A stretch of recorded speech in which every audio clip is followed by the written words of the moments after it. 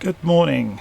We are at Boonville in the US, and as you can see, the weather is absolutely wonderful today. We are here in the DeHavilland, Canada DHC4 Caribou, which has just been released by Asobo. It's the latest local legend release that they have released. You can see it's a large aircraft. It's a transport aircraft, a short takeoff landing transport aircraft developed by, as I say, DeHavilland, Canada. So, it's a little bit out of place from Canada down to the west coast of the US, but these have actually been operated all over the world, quite a lot of them in Africa. So, let's go and have a look at it. You can see the modelling is absolutely superlative throughout. So, we'll go and jump inside and have a look and see what it looks like on the inside. So, in short, it's stunning. Absolutely stunning. So we look around the cockpit and just the level of modelling of the gauges is fantastic, and quite a lot of it is operable and clickable, far more than we have become accustomed to with the Asobo. And yes, you can shortcut by using things like Control E to start the aircraft, but also you can go through quite an involved startup list, which I will do with you just to show you what's involved. So behind us the fidelity continues. A lot of the breakers are working. A lot of the switches work for the doors at the back and things like that. So the cargo doors work, by the way. If we slide this door open, the entire interior has been modelled really nicely, and you can wander around it and go have a look at it. But more interestingly to us, we can actually operate the doors. So, I'm not sure if this will work with the master power off. Let's try it in the cockpit. So we'll put the cargo doors on and then open the ramp. Yeah, it will work. So if we scoot down to the back of the aircraft,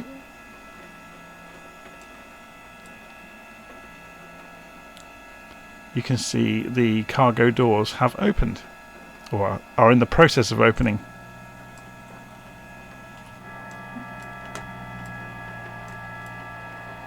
It's very cool, isn't it?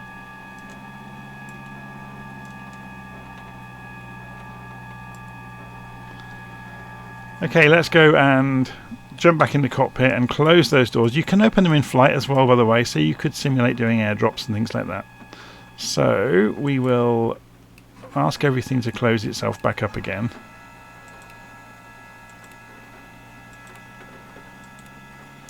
And the aircraft should, with a bit of luck, go back to normal. And while it's doing that, let's go and work through some of the things in the cockpit. We'll have a little look around the cockpit first. You will notice there is no autopilot in this aircraft, so it's very hands-on to fly. So although it has a range of 1,000 miles, that's going to be a tiring flight. So you may end up using like the AI pilot that I don't know if you've ever played with that, the flight assistant. So you may end up using that along the way to help you out. Excuse me. Okay, so let's go and work through getting the Caribou up and running. I've written a few notes to help us out along the way. Now the door has finished moving, let's go and turn the cargo door back off. Okay, so what do we do first? In the Caribou, we go and turn the mags on. So overhead, we can go and turn the mags on. It's worth saying just the level of modelling of everything is absolutely stunning. I just haven't seen anything this good in a long time in the simulator. So we move the prop RPMs forwards. I think I've got that. That's the mixture. I'm going to do mixture as well. I'm doing mixture slightly out of order. In the real world, they would introduce mixture as the engines catch.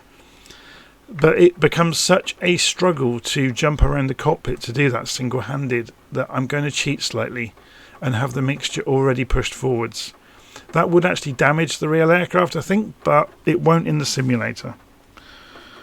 Okay, so we've got the prop RPM all the way forwards. We're going to open the throttles a small amount. Then we're going to go back down to the switches down here. So the electrical switches are down here. So we've got the master battery switch, and then you've got the master start switch. Over on this side in the centre, or co-pilot side really, you've got the light controls. So we want the wing and tail lights on, and we want the anti-collision lights on. Okay. So next we are going to go through the engine start sequence, and this is where we would end up jumping around all over the place if it wasn't for having the mixtures already forwards. So we are going to start the right engine, prime the right engine, the starter will come off. I'm interested that it started without... We've got a fuel boost pump over here. So the normal full process would be you would go for the fuel boost pump. So we'll do that for the left engine. So left starter, left prime, starter comes off, prime comes off, and the boost pump can come off. Normally you would be looking at using the boost pump during the takeoff climb. But yeah, it's an interesting one that it started without the boost pumps. Oh dear, I've got a frog in my throat this morning. Okay, so we've got the engines up and running. Next thing we're going to go and do is just have a check around the radio stack. So a lot of the radio equipment is switches, so they don't actually need to be powered.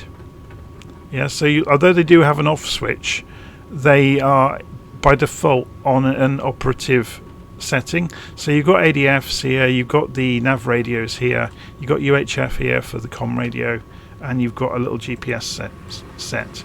So it's nice that we have GPS, but you don't actually have an autopilot. But you can switch the nav instruments between, if we go over here and have a look, between nav and GPS. So you've got nav 1 here, and you've got nav 2 over here. Obviously we've got nothing tuned into it, here. And you've got ILS 1 and 2 as well on those. Okay, so there's a lot of these things are configurable. There is no instruction book with the plane, which I think is really annoying. So a lot of these things we're going to have to figure out for ourselves over time about how exactly they work. But it's pretty good. You will notice something that's quite nice. When the real pilots get in, obviously the pedestal is in the way. You can actually slide it out of the way and pull it back out while it's still operating. So that's a feature of the aircraft, you might say. Okay, so we've got the engines running, we've checked the radios. Gust lock is next on our list. So there is a huge lever here, which is the gust lock for the control surfaces. So we'll just go and have a look outside and see that we can... Yeah, we've got control of the surfaces. Let's go and check the tail as well. That's all looking good. Okay, so barometric pressure. So we'll press B to shortcut that. So we've just calibrated the altimeter by setting the barometric pressure in the Coleman window. Then we press D to calibrate the compass. They will drift on an aircraft of this age, so as you fly around making turns, you'll need to make sure that the binnacle compass, which is over in the centre here, matches up with your gyro compasses. Okay, shall we go for a fly? So you have to have auto feathering off for takeoff and landing, as is common with aircraft with auto feathering systems. We are just going to come down and have a look. We've got panel lights here for the internals. Got the landing gear. I'm just looking for where the landing lights are. Obviously the L key does work, so if you press L, you get a wing inspect light as well. It's still not clear where the landing light switch is, but I wonder if we go into the checklists if that will tell us. So if we go for the before takeoff checklist, landing light, where is it? Okay, they're overhead. So I'd completely missed that. The checklist is quite good. It's a little bit sparse. There are things that you would normally do that are not on it. Okay, so there we go. So we've got infrared lights as well. I guess that's part of its military heritage. So, flaps to takeoff position. Parking brake off. Ease the throttles forwards. And we are moving, so I'm going to steer hard right immediately. So we'll do a circuit at Boonville and then we'll fly over to Ukiah, which is just across the way, just to get a sense of operating the aircraft. So before we get to the runway, let's go and check on the map. The VOR at, what's the name of the VOR? Mendocino, Ukiah. It's going to be difficult to see it, isn't it? 112.30. I should know that by now. So let's go and tune that in just for the fun of it. So 11230 on the nav radios. 11230. So then if we come back to here and we say we're on nav, not GPS, which is good. So we can see we've got a bar showing up. So if we spin the Omni bearing selector, it's saying from and to, which is good, so that's operating. So the direction from us to the VOR is about 35 degrees.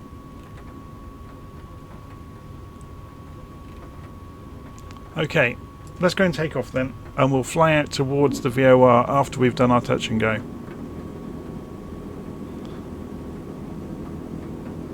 So we just check which way the wind is going. Let's go and centre this up on us. There is no wind, it's just raining. Raining cats and dogs. That's quite fortuitous then, so we can approach Boonville on the easier side rather than approaching over the hill in the distance. So okay, full throttle.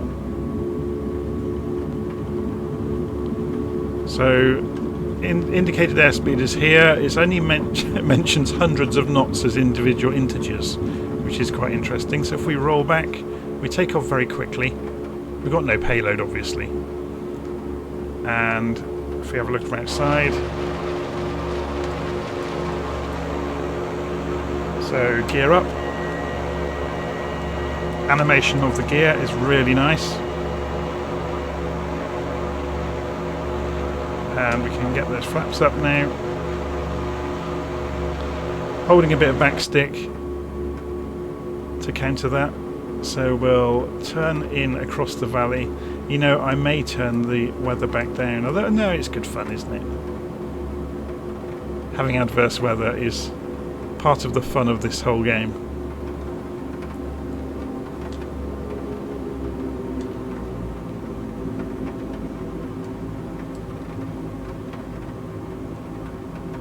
Going to make landing something of a adventure. So you can see the airfield out there in the mist.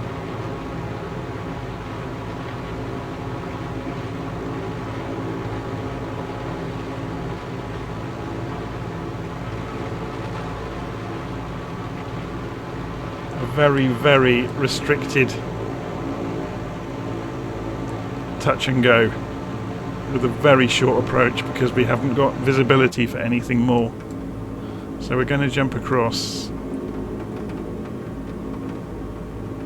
Yeah, this is actually too dangerous, isn't it?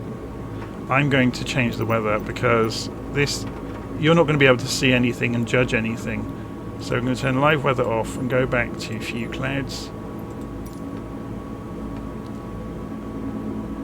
And you actually get to see this aeroplane performing. It was nice to see some adverse weather for a change.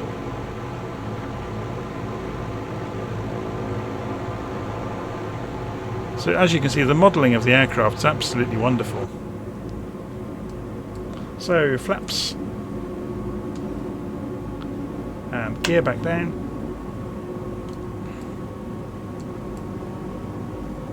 There's the runway. Having the glass roof really helps a lot with judging your turn in from a downwind leg. Although the sim has frozen, it hasn't done that to me for several days.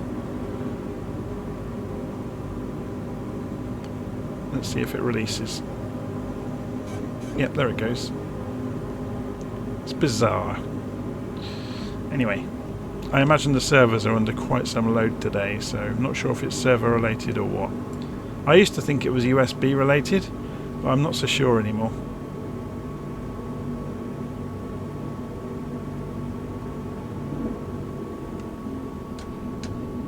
Okay, we're going for full flaps, so we're underneath 100 knots. centre our view up, zoom out slightly.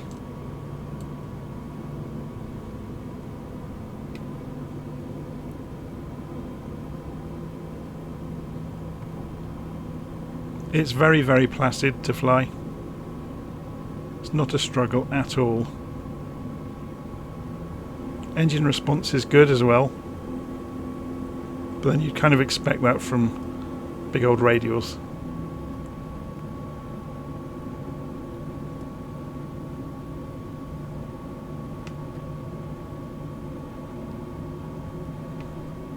So we're going to do a touch and go, and then carry on over the top of the hills over to Ukiah.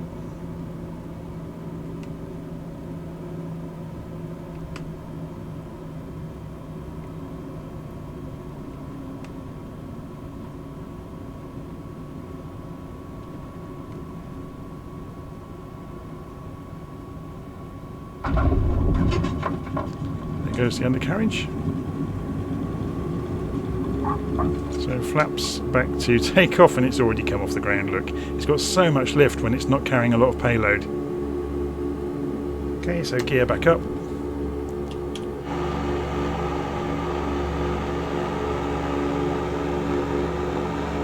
It's very cool, isn't it? So well modelled.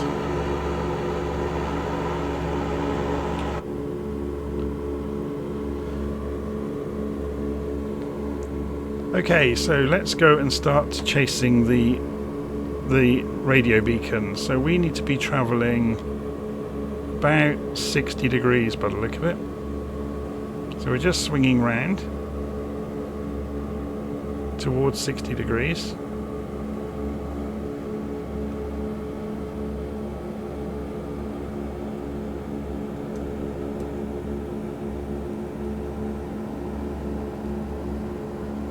Raise the flaps now.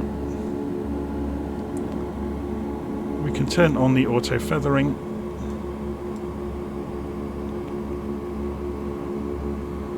Come off the throttle a little bit. There's no need to be gunning it the whole time. Just trimming the elevators to counter the loss of lift from retracting the flaps. And we can say goodbye to Boonville.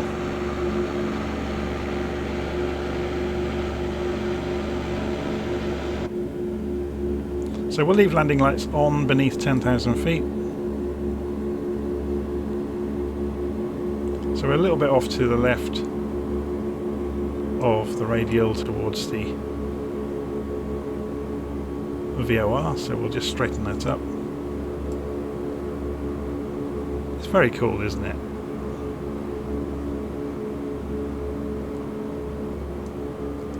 So we're holding about 100 knots in the climb, which is more than respectable.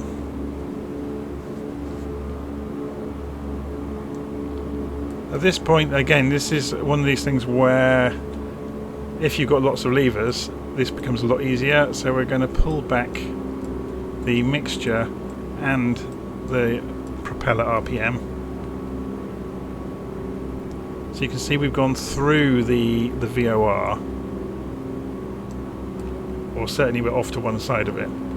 So let's just go and have a quick look. Yeah, we're just off to one side. We need to leave the VOR at 357 degrees.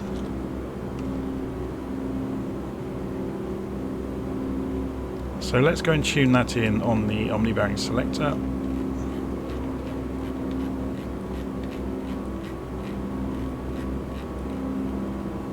So about there. So at the moment we are travelling across the beam. But if you remember looking at the map, we're actually going to intercept it and then we can follow the track. So what we're doing really is lining up to go for the localizer for Ukiah, so we'll get to see the ILS. Let's just get this plane a little bit under control. This is the problem not having autopilot, by the way. I'm having to actually trim and manage the aircraft. So it's a bit more hands-on, but I think that's good fun.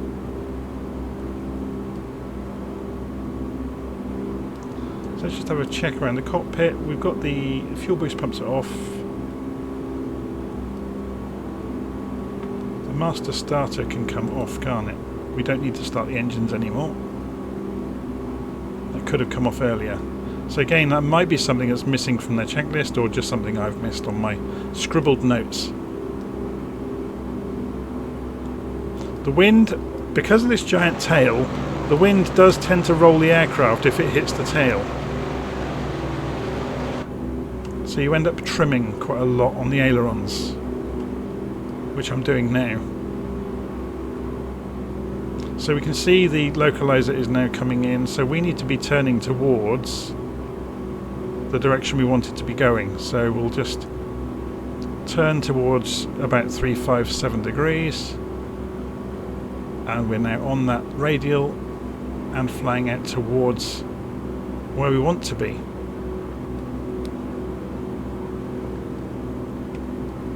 Of course, we have lovely clear weather now, so this is not going to be a problem to see the approach into Ukiah at all. So if I just leave the aircraft alone now, it's fairly well trimmed out. So we want to tune in the localizer 109.10, 155 degrees, but not just yet. So we have to remember those numbers. 109.10, let's just double check that. 109.10 and 155 degrees. So again, we're wavering a little bit from the radial we wanted to be on, but we're looking good. So as long as we keep travelling in a northerly direction. So what we're actually doing, if you look out the window here, the airfield is over here somewhere. Or we just passed it. So it's over there.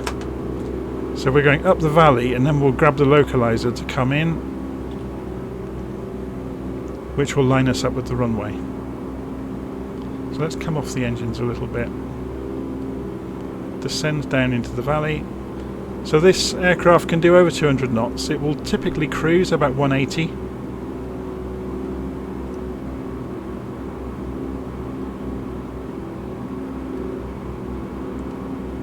It's a great fun aeroplane though, isn't it?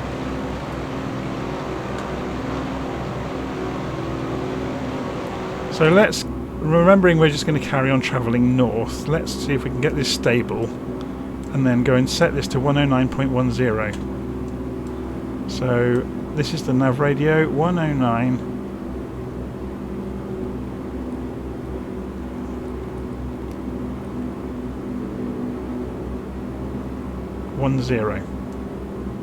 Okay, so and then the omni-bearing selector needs to be 155 degrees.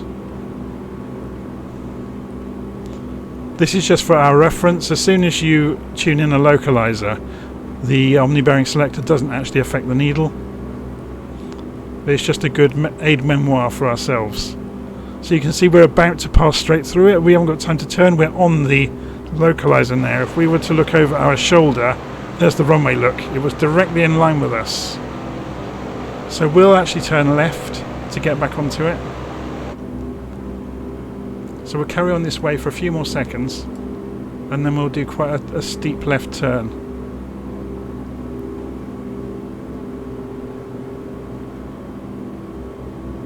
Until we get to 155 degrees on the compass.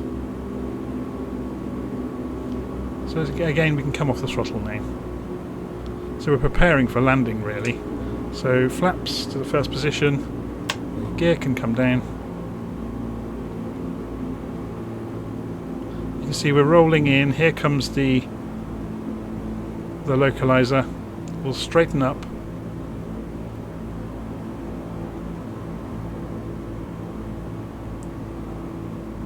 Two 2,500 feet is just about perfect.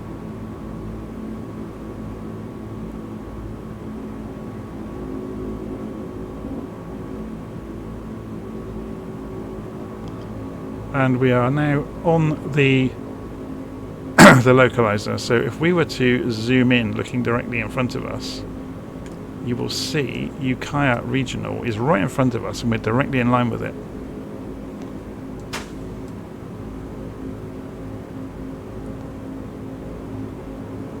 Okay, so we just trundle in and we're just managing speed and flaps and gear now So next stage of flaps. So we go and see that happening outside. So it really has some impressively huge flaps, doesn't it? I'm guessing that's to manage huge payloads. So we can turn the auto feathering off now. We should be turning on the boost pumps for approach. There is no glide slope at Ukiah, so we are only going to get the horizontal or our lateral position. We're not going to get our vertical position. It's just nice to see the scenery as well, isn't it, coming in slowly. Cars on the roads down there. Let's have a look. I never take the time to look at the scenery. I'm always invested in what's going on in the cockpit, so it's kind of nice to have a slower aeroplane.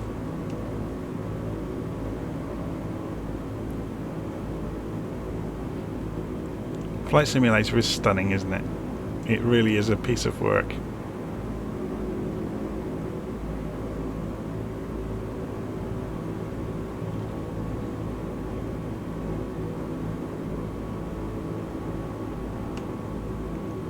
Okay, so we're still on the localizer. Obviously we've got visuals on the runway, so it's a bit of a moot point, but it's just fun to work through the exercise, I think.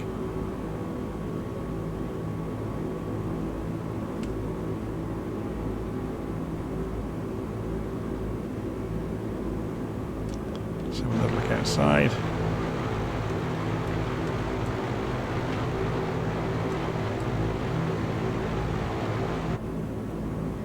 Slightly off to the right, so we're just correct. And we're on finals. So full flaps.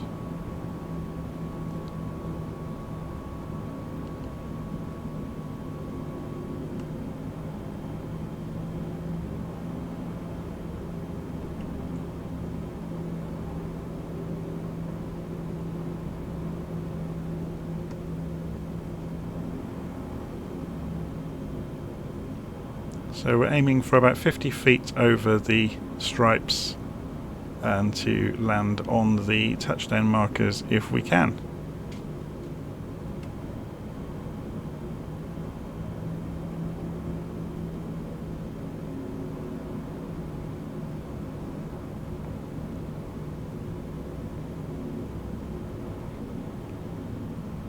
Bit late. Okay, flaps up, and we roll back to the nearest exit, which is just coming at the touchdown markers at the other end. So wheel brakes. It's reassuringly noisy on the ground, isn't it?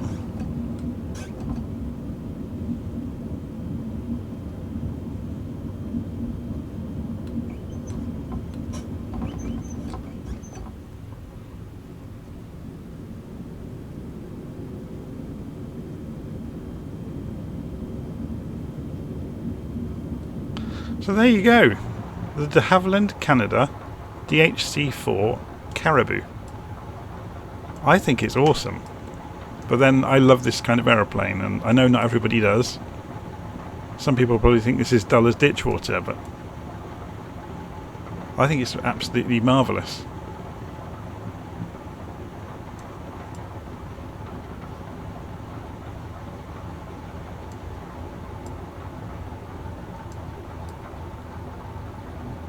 Okay, so we go and park up,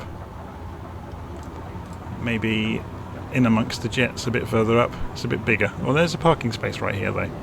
We'll go over by the hangars a bit further up, so we'll just accelerate past this Cessna.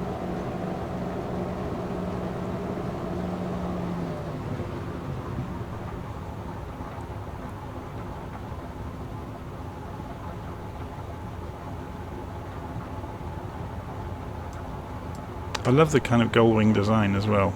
It's very, very cool. Right. We should have very, very good control in taxiing. Yeah, we can turn within our own length, which means handling on the ground is an absolute breeze. Okay, parking brake on. And then we scoot across and we can pull the mixture back to kill the engines. And pull the prop condition back. So again, it's just going around the cockpit, turning the things off that we turned on along the way, which is quite straightforward. So we just check those boost pump switches. The auto feather was off anyway, and then we've got the master start is off. All the switches are off. So we just turn the master battery switch off and we're good to go. So there you go. Hopefully you enjoyed that. I think this aircraft is absolutely fantastic, but oh sorry, I forgot the ignition. Need to turn the magnetos off as well. So yeah, I think this is remarkable actually for a free aircraft. Okay, it's hard work because there's no autopilot, so you have to fly it, but like I said, you could resort to using the flight assistant to fly it for you on a long journey. Anyway, I'm going to leave it there, and I'll hopefully see you again soon.